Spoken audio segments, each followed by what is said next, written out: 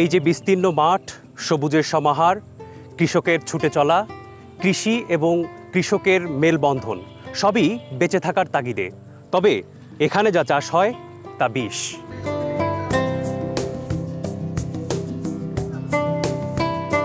তামাক বাইরে নিয়ে বেচা যায়, ছিনতারত নিয়ে যাও বেচা যায়। তামাক আবাদ করলে যাই হোক একবার মোটা কিছু টাকা পয়সা পাওয়া যায়। ফসল চাষ করিয়া দাম পায় না, তামাক আবাদ করলে কোম্পানিরা রেট দিয়ে বসিয়ে আছে। আলুর বীজের বেশি দামের কারণে এবার সব জমিতে তামাক আবাদ করছে মানুষ। দেখা গেল যে কোম্পানি আমাদের সার দেয়, টাকা দেয় কিস্তি সিস্টেমে।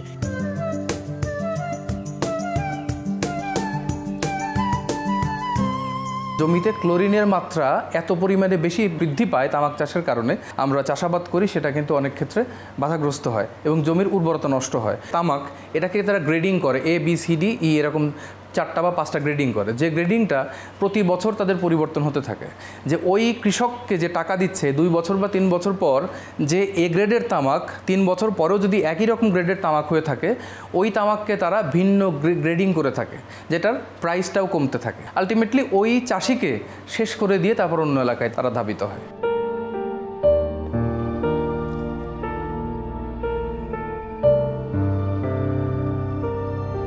সতেরোশো শতকে তামাক ভারতবর্ষে প্রবেশ করে, মূলত পর্তুগিজদের মাধ্যমে। মুঘল আমলে এটি দ্রুত জনপ্রিয় হয়ে ওঠে, তবে বাংলা ভাষাভাষী এলাকায় তামাক চাষ শুরু হয় 1800 শতকে। শুরুতে এটি স্থানীয় ব্যবহারের জন্য সীমিত আকারে চাষ হলেও ব্রিটিশ ঔপনিবেশিক শাসনামলে তামাক চাষ বাণিজ্যিকভাবে বিস্তার লাভ করে, বিশেষ করে কুষ্টিয়া, রাজশাহী ও দিনাজপুর অঞ্চলে। জনস্বাস্থ্য উন্নয়নকে প্রাধান্য দিয়ে বিশ্ব স্বাস্থ্য সংস্থার সদস্য রাষ্ট্রসমূহ 1987 সালে বিশ্ব তামাকমুক্ত দিবস চালু করে। এরই ধারাবাহিকতায় 1988 সাল থেকে বাংলাদেশ সহ পৃথিবীর বিভিন্ন দেশে দিবসটি উদযাপন করা হচ্ছে। এবারের প্রতিপাদ্য কোম্পানির কূটকৌশল উন্মোচন করি, তামাক ও নিকোটিন মুক্ত বাংলাদেশ গড়ি।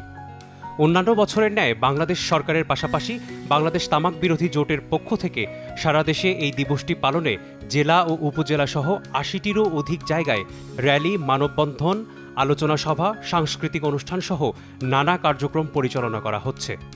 বিগত 5 অর্থবছরে বাংলাদেশে তামাক চাষের পরিসংখ্যান থেকে জানা যায় 2019-20, 2020-21, 2021-22 অর্থবছরে তামাক চাষ করা হয় 1 লক্ষ একর জমিতে। 2022-23 অর্থবছরে তামাক চাষ করা হয় 93,000 একর জমিতে। 2023-24 অর্থবছরে তামাক চাষ করা হয় 1,42,000 একর জমিতে। তামাক চাষে বাজারে দাম বেশি, কিন্তু এতে কৃষক হারাচ্ছে তার স্বাস্থ্য, পরিবারের সুখ এবং পরিবেশের ভারসাম্য।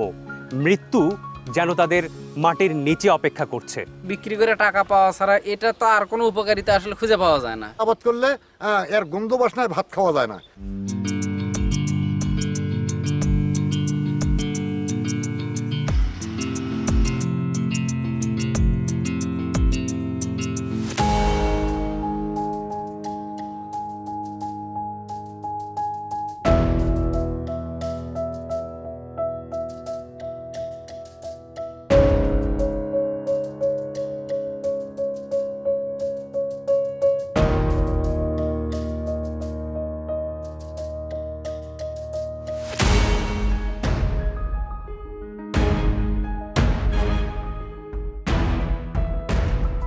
সবচেয়ে বেশি মানুষ মারা যায় হচ্ছে মুখের ক্যান্সার নিয়ে, এবং সেটিরও একমাত্র কারণ হচ্ছে তামাক জাতীয় দ্রব্য।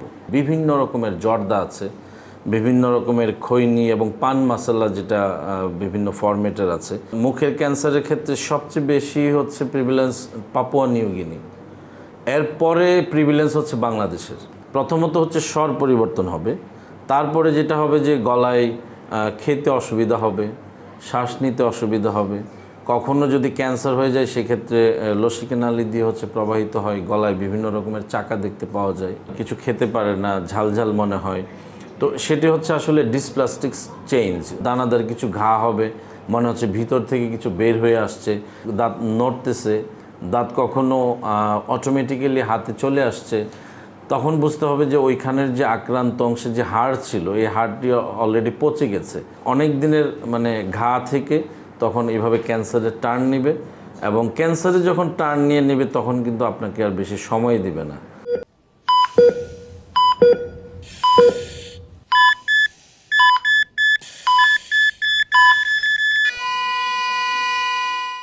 জর্দা খাইতাম, পান খাইতাম, সুপারি, চুন এইগুলো খাইতাম। এই সাইড দিয়ে ট্যামের মতো একটা হয়েছে, টিউমারের মতো। মাংস পরীক্ষা করছি, ল্যাবে পরীক্ষা করার পরে ভর্তি করাইছি। বলছে যে আপনার অপারেশন লাগবে। জর্দা দিয়ে পান খাওয়া বা ধূমপান করা এটা স্বাস্থ্যের জন্য ক্ষতিকর এবং উচিতই হয় না। তামাকটা খাওয়ার পরে আমার এই গালের ভিতরে একটা ফুসুরির মতন হয়েছিল।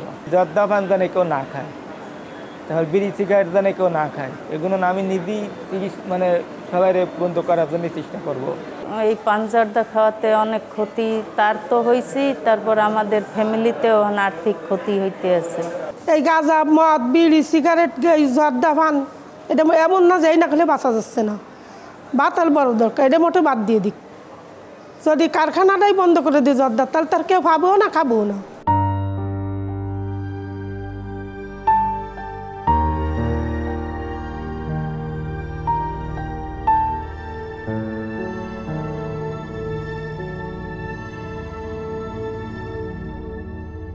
একটা রোগী যখন ক্যান্সার হয় তাকে যে বিভিন্ন ধরনের ট্রিটমেন্ট লাগে, তার সার্জারি লাগে, তার রেডিওথেরাপি লাগে, তার কেমোথেরাপি লাগে, তার মানে 3টি ডিসিপ্লিন কিন্তু জড়িত।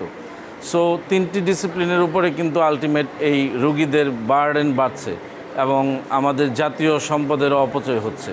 সো তামাক জাতীয় পদার্থ যদি নিয়ন্ত্রণ করতে পারি, ব্যবহার নিয়ন্ত্রণ করতে পারি, তাহলে কিন্তু এই ক্যান্সারগুলো হচ্ছে আর হয় না। পারিবারিক শিক্ষাটা এখানে খুবই গুরুত্বপূর্ণ এবং অ্যাজ ওয়েল অ্যাজ আপনাদেরকে যেটি করতে হবে যে আপনার বিভিন্ন স্কুল কলেজে এই ধরনের ক্যাম্পেইন এবং তামাক বিরোধী ক্যাম্পেইনে এগিয়ে আসতে হবে।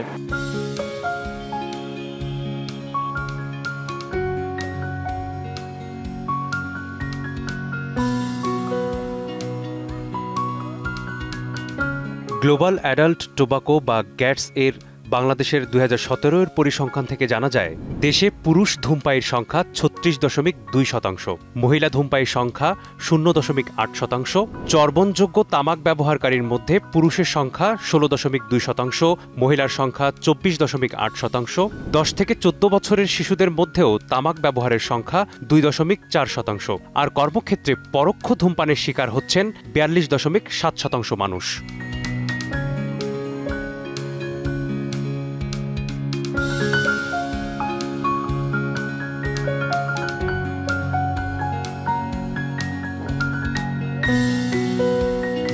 যারা ইয়াং জেনারেশন তাদেরকে বলি আপনাদেরকে সুস্থ থাকা দরকার, এবং সুস্থ থাকতে হলে সর্বপ্রথম যেটা দরকার আপনাদের সুষম খাদ্য গ্রহণ করতে হবে এবং যে ক্ষতিকর যে খাবারগুলা সেটা থেকে দূরে থাকবেন।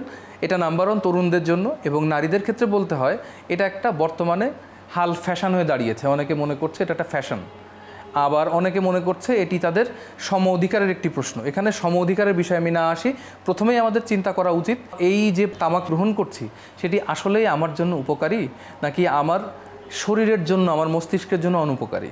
এই দুটো বিষয় যদি বিবেচনা করে আমরা যদি বিবেচনা করি তাহলে বোধহয় আমরা অবশ্যই আমরা এই ধরনের ক্ষতিকর পণ্য থেকে আমরা দূরে থাকব।